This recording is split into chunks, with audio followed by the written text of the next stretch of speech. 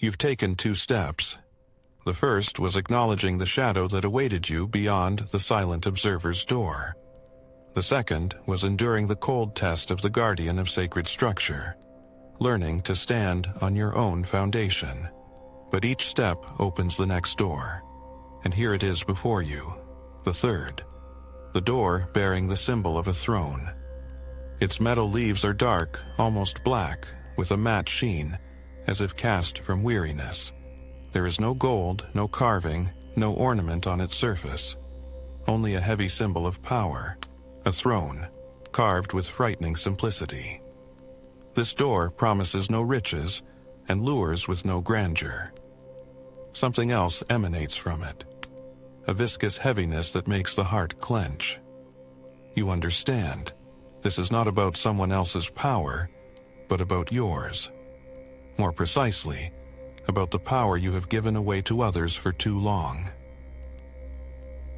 You push the door, it doesn't creak. It yields easily, as if it was waiting just for you. But the wider the leaves open, the heavier your steps become. The air inside is viscous, dense. Every breath seems to burden your shoulders, as if invisible weights are placed upon them. You enter, and the door closes behind you. A hall opens before you. It is vast, yet gloomy. Tall columns disappear into darkness, the ceiling unseen. There is almost no light, only a dim glow from fires in the walls. The floor is made of dark stone, as if the memory of 1,000 steps is frozen within it. And in the very center, a raised platform. Upon it stands a throne. Heavy stone, devoid of ornament. On it sits the king. He resembles you, but older. His eyes are weary, his face unmasked. No anger, no joy, only an endless heaviness. His shoulders are bowed under an invisible burden. His hands rest on the armrests, but there is no strength in them. He looks directly at you, and in that gaze there is no question, no greeting, only a silent reproach. Where have you been? You approach. Each step is difficult, as if the air compresses your chest. And with each step, you begin to feel, this is not just a hall, this is your life, your inner world, where power has long been out of your hands. You see, the walls of the hall are cracking, gaping holes in them. Through them, voices break through. Other people's voices. They shout, whisper, demand. You must. You are obligated. You are nothing without us. Adjust. Agree. Be silent.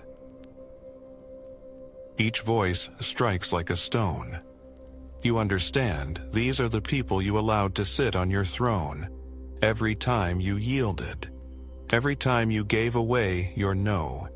Every time you thought someone else's opinion was more important than your choice. The king on the throne sighs. This sound resembles the groan of an ancient tree about to crack in the wind. And you realize, this is you, your strength, your right to decide. You placed it on the throne, and then you left. And instead of power, only weariness remained. You took everything from me, he finally says. His voice is low, hoarse. I was your power, your right to choose, your energy to say, this is how it will be. But you betrayed me. You gave the throne to others. You made me a prisoner. You want to justify yourself, to say, I did it for peace. I was afraid to lose. I didn't know there was another way. But each word gets stuck in your throat, because he is you, and he knows that justifications are just new chains. The king raises his hand. Black water begins to drip from the ceiling. It falls onto the stone floor and spreads into puddles. Each drop is a memory. Here's a scene where you remained silent when you were humiliated. Here's the day you agreed to someone else's rules, though everything inside protested. Here's the night you were so tired you stopped fighting. The water accumulates. It rises. And you understand. If nothing is done, the hall will turn into a swamp, and the throne will finally drown in darkness. "Will you return my strength?" asks the king. His voice is hollow, like a blow to the heart. "Or will you leave me to rot in weariness?" You look at him, at yourself, at the throne, and you realize the test is not to defeat an enemy. There is no enemy here. The test is to reclaim what you yourself gave away. You take a step. The water is cold, sticky, as if weariness itself clutches at your feet. But you walk. The king doesn't move. He only watches. And each of his gazes seems to press you to the floor. Are you sure? Do you have enough strength? You come closer. Now you stand before the throne. Your gaze meets his and he says, "Sit." These two words sound like a verdict. You're afraid. Because you know, if you sit, you can no longer hide. You'll have to bear it. You'll have to decide. You'll have to reclaim what you ran from. The hall fills with echoes. The voices beyond the walls grow louder. They shout, coax, threaten. They don't want to release the throne, because as long as you don't sit on it, chaos governs them. And then the moment of truth. You raise your hand and touch the cold armrest. The stone burns your palm. The king watches, and in his eyes, for the first time, something new appears. Not anger, not reproach, but a spark of hope. You understand. The trial is only beginning. You hold on to the cold stone armrest, and at that instant, the hall comes alive. The walls tremble, the voices grow louder. They no longer just sound, they press.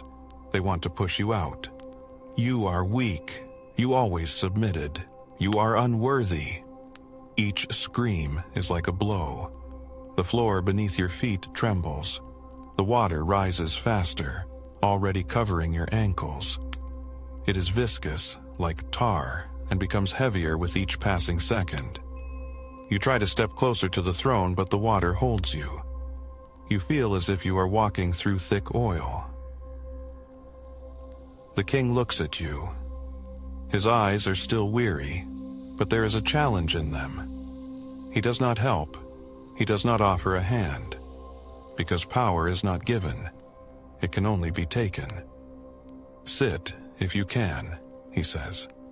But no, the throne does not accept fugitives. You take another step. The water is already at your knees. Faces are reflected in it. One of them, your boss, shouting, "Work faster, you must." Another, a loved one, accusing, "If you love me, you will do this." The third, your own voice whispering, "Better to keep silent. It's easier that way." Each image grabs at your legs like chains. You feel your strength draining away. The king remains motionless, his hands on the armrests, his eyes fixed on you. You understand. If you don't take a step now, you will drown. The water rises to your hips. It is cold, icy. Your breath falters. But precisely at this point, a solution appears. You reach out and retrieve 3 things from within that you took from the guardian: the stone, the mirror, and the key. You place the stone directly in the water before you. It disappears beneath the surface, but a firm point appears under your foot. You lean on it. Take a step. The water resists, but the stone holds. You lift the mirror, and the reflections in the water tremble, losing their power. The faces that were screaming blur. You see them for what they truly are, not demons, not gods, but ordinary people with their own fears and desires. Their words are not laws, but just noise. The water beneath your feet no longer feels like tar. And then you take the key. It is warm, alive. You turn it, and hear a click inside yourself. The chains that held your legs loosen. You take another step, then another. Now you are at the throne. The king raises his eyes. His gaze is not as heavy. Expectation appears in it. You place your hand on the armrest a second time. At this moment, the water reaches your chest. It pulls you down, trying to tear you from your feet. Voices scream in your ears, "Don't you dare! You can't! You'll perish!" But you sit.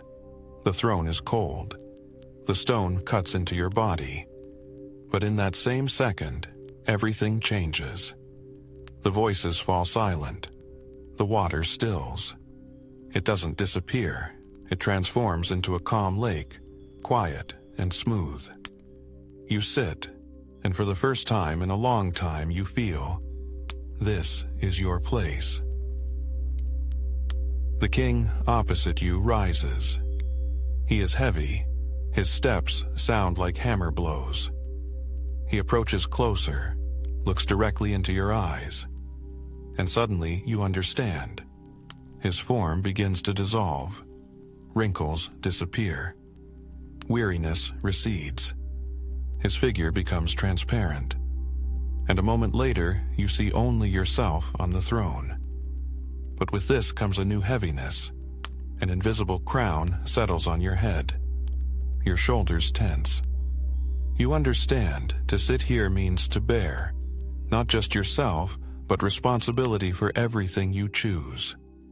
You have reclaimed the throne, a voice sounds, but it is no longer hoarse. It is your voice. Now, let's see if you can hold it. The floor beneath your feet trembles. The lake begins to darken. New drops fall from the ceiling, but they don't turn into water. They become words. Orders, demands, requests. They fall on your shoulders, on your arms, on your head. Each word, a burden. Do this. Agree. Submit. And each word presses down, forcing you to bend. You feel your spine wanting to curve. How the temptation to give away the throne arises again. But precisely at this moment you understand. The test is not to sit. The test is to remain. You straighten your back. You grip the armrests, and you say, no. The word sounds like a lightning strike. One of the word burdens burns away. You say again, this is my decision. And another word disappears. You understand the power of the throne is not in silence. It is in choosing. Again and again. Every day. The hall fills with the echo of your voice. The burden of words becomes lighter. The crown no longer presses, but holds your head straight. You look ahead and see a new door in the distance. The fourth. It shines with a soft light, unlike the harsh darkness of this hall. But for now, it is far away. First, you must learn to sit here. You sit on the throne, and at first it seems it's all over. The voices have fallen silent, the water has disappeared, the walls have stopped trembling. But very soon, understanding comes. This is not the end. It is only a pause. The silence here is not a reward, but a trap. It tests how long you can endure without external noise. Because chaos outside is heavy, but predictable. And silence from within is more insidious. You peer into the darkness of the hall, and you begin to notice the space is not empty. In the corners, between the columns, stand figures. They are vague, as if woven from the gloom. But by their silhouettes you understand. These are your former kings, those to whom you yielded the throne. One resembles a boss who once yelled at you. His figure is blurry, but his voice is loud. I know what's best for you. Another, like your old friend, whom you appeased so as not to lose favor. Be like everyone else, don't stand out. The third is your own fear. If you say no, you will be rejected. They don't rush at you. They wait. Their weapon is not force, but patience. They know. If you get tired, if you sit unevenly, if you lower your head, they will come closer and reclaim the throne. You understand. Sitting on the throne is harder than reaching it, because the path is a battle, and the throne is a daily choice. Your back begins to ache. Your shoulders are pulled down. The crown is heavy. It seems to press from within, reminding you, you are now responsible. You catch yourself thinking, maybe I should just give it back to them. Let someone else decide. Let them bear it. And this is the moment of truth. At this instant, the guardian of sacred structure flashes in your memory. His stern voice, every day is a brick. Every choice is your wall. You understand, what is being built now is not a hall, not a road. What is being built now is your spine. Either it will hold, or it will bend. You take the stone you once received. It is not in your hand, it is within you. You feel it in your spine, it becomes your core. You straighten up, and the figures in the corners retreat a step. You lift the mirror. It is no longer an object, but a gaze inward. You look and see that the weariness is not from the weight of the throne. The weariness is from always trying to please. You see, a part of you still wants to justify, explain, seek approval. You catch this impulse and cut it off, and the figures again melt away like smoke. You take out the key. It is warm like a pulse. You understand. The key is not an exit from the hall. The key is action. You turn it within yourself and say aloud, I am here. I choose. The echo reverberates through the hall. The shadows tremble. They hiss, shrink, and disappear. The hall is empty again. But now you understand. Emptiness is not the end. It is the beginning. You sit on the throne, and for the first time you feel not only weight, but also strength. This is not power over others. This is power over yourself. You can say yes. You can say no. You can decide instead of drifting.